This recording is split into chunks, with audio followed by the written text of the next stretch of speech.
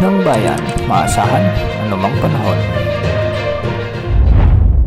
Magandang araw po sa ating lahat. Ngayon ay araw ng Miyerkules, June 4, 2025 at narito na ang latest update sa magiging lagay ng ating panahon sa susunod na 24 oras. Sa kasalukuyan ay southwest monsoon o hanging habagat pa rin ang nakakaapekto sa Luzon, samantalang ITCZ o Intertropical Convergence Zone naman ang nakakaapekto sa ilang bahagi ng Mindanao. Dahil nga sa pag-iral ng southwest monsoon, asahan ang maulap na kalangitan na may mga pag-ulan at thunderstorms sa may Ilocos Region, Batanes, Babuyan Islands, Abra, Zambales, Bataan at Palawan. Ang mga lugar na ito ay makakaranas ng katamtaman at minsan ay malalakas na pagbuhos ng ulan, kaya posible ang banta ng mga biglaang pagbaha o pagguho ng lupa.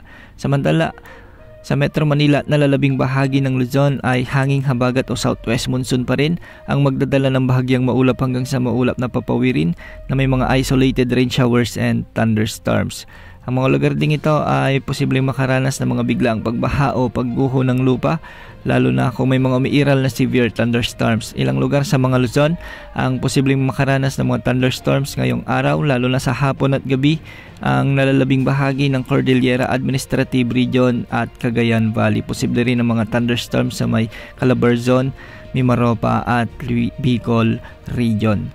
Samantala, Intertropical Convergence Zone naman ang nakakaapekto sa may Zamboanga Peninsula, Soxargen, Bangsamoro Region o BARMM, Davao Occidental, Davao del Sur at Davao Oriental. Ang mga lugar na ito ay makakaranas ng maulap na papawirin na may mga kalat-kalat na pagulan at thunderstorms. Hindi rin inaalis ang banta o posibilidad ng mga biglaang pagbaga, lalo na kung may mga katamtaman at minsan ay malalakas na pag-ulan. Samantala, sa nalalabing bahagi ng bansa o sa particular sa Visayas, magiging bahagyang maulap hanggang sa maulap naman ang mga papawirin na may mga isolated rain showers and thunderstorms. Dulot ito ng localized thunderstorms. Posible pa rin ang banta ng mga biglang pagbaha o pagguho ng lupa, lalo na kung may mga umiiral na severe thunderstorms. Ilan sa mga lugar sa Visayas na posibleng makaranas ng mga malalakas na pag-ulan, lalo na sa hapon at gabi, dulot ng thunderstorms ang Panay Island, Negros Island Region at ilang bahagi ng Cebu at Eastern Visayas. Sa kasalukuyan ay wala pa rin tayong namomonitor na sama ng panahon gaya ng LPA o bagyo